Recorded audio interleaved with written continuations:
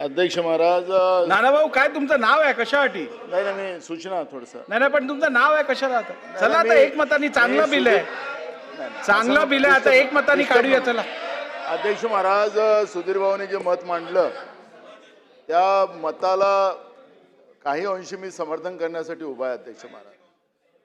अध्यक्ष महाराज खऱ्या अर्थानं आपण नक्षल मोव्हमेंटला थांबवण्यासाठी कायदे केलेलेच होते. अध्यक्ष महाराज EOPA कायदा आपल्याजवळ होताच, मोकोका आपण आणलेलाच होता आणि या सगळ्या कायद्याच्या अंतर्गत आपण नक्षल मोव्हमेंट आपण आटोक्यात आणण्यामध्ये आपल्याला यश आलेलं आहे. आता नक्षल मोव्हमेंट संपत आहे. आता सुधीर भाऊनी जसं त्यांचे तालुके वगळले तसे माझे पण तालुके वगळलेत. लाखांदूर, साकोली आणि लाखनी हे 3 तालुके सुधीर भाऊ तुमच्याबरोबर आमचे पण टाकून टाकाल, कारण की या सगळ्या व्यवस्थेमध्ये ते महत्त्वाचे आहेत. अध्यक्ष महाराज आम्हाला बोलता येत नाही ते बरोबर आहे, आम्हाला ते आमच्या मित्रांनी चांगलं पकडलं. पण अध्यक्ष महाराज याच्यातल्या काही सूचना अशा आहेत की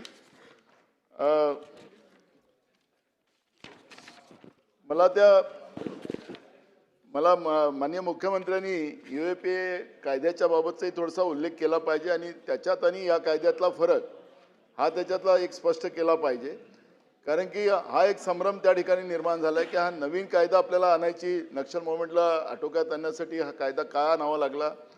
आपण तसंही शहरी जो नक्षलवाद होता, मला आठवतं की आपण दोघंही सभागृहात होतो आणि पुण्यामध्ये काही नक्षलवादी त्या ठिकाणी राहतात आणि त्या पद्धतीची एक चर्चा आपण त्यावेळेस होतो. RR पाटील खरं तर त्यावेळेस गृहमंत्री होते आणि ती चर्चा आली होती आणि RR पाटलांनीच त्या काळामध्ये उत्तरात सांगितलं होतं की पुण्यामध्ये सुद्धा शहरी नक्षलवाद आलेला आहे अशा पद्धतीचं आपल्याला सांगितलं होतं. आणि त्यावेळेस आपल्याला सुधीर भाऊ पण होते सभागृहात, त्यावेळेस तो उल्लेख झाला होता. आपण त्यांनाही या EOPA कायद्याच्या अंतर्गत आपण त्यांनाही अटक करू शकत होतो आणि केलंच. तेलतुंबडे वगैरे आपण मागच्या वेळेस त्या दीक्षाभूमीवरही काही लोक सापडले होते, त्यांनाही आपण याच कायद्यामध्ये आतमध्ये टाकलं होतं. त्यामुळे हा कायदा आणि आता आणलेला जनसुरक्षा कायदा याच्यातला जो फरक आहे त्याचं एक या ठिकाणी स्पष्टीकरण झालं पाहिजे. आणि या कायद्याअंतर्गत अटक होणाऱ्या व्यक्ती, संघटना आणि तपास प्रक्रिया कमाल 6 महिन्यात पूर्ण व्हावी. या केसेसकरिता विशेष न्यायालयाची तरतूद असावी, जेणेकरून जसं आम्हाला चिंता सुधीर भाऊ आम्हाला चिंता जसं P. चिदंबरम साहेबांनी जसा कायदा केला होता EDचा, जसं मगाशी जयंत पाटलांनी उल्लेख केला, त्या कायद्यामध्ये ते चढले. आमचे मित्र अडू नये याची काळजी आम्हाला आहे, म्हणून आम्ही शंका व्यक्त करतो आहे. आणि तुम्हाला वाटतं की आमच्या मित्राला अडवायचं काम करायचं आहे का तुम्हाला? त्यामुळे आम्हाला अडचण ती आहे आणि म्हणून आमच्या मित्रांना आम्ही तेच सांगतोय की या कायद्यामध्ये तुम्ही अडचणीत येऊ नका आणि कोणालाच अडचणीत आणू नका, एवढंच आमचं म्हणणं आहे. त्यामुळे आमचा त्याच्यामध्ये वाद नाही.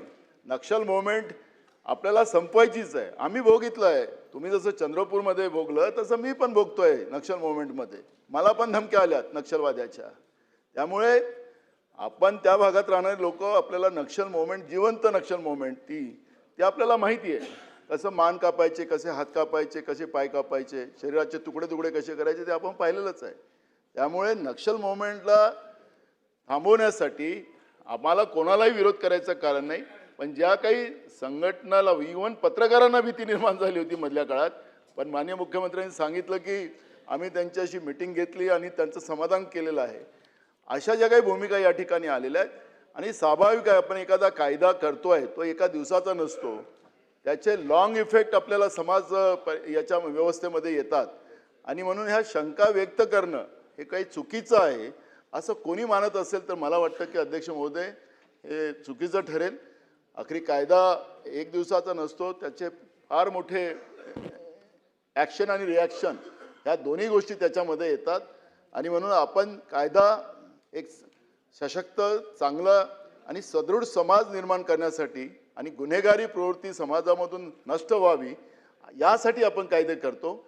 आणि म्हणून या ठिकाणी शंका व्यक्त केल्या गेल्या असतील तर ते जनमताचे जनभावना असतील, त्या जनभावना मांडण्याचं काम या ठिकाणी आमच्या सन्माननीय सदस्यांनी केलेलं आहे. त्यामुळे याला काही गैर घेऊ नका, एवढंच आमचं म्हणणं आहे. ठीक.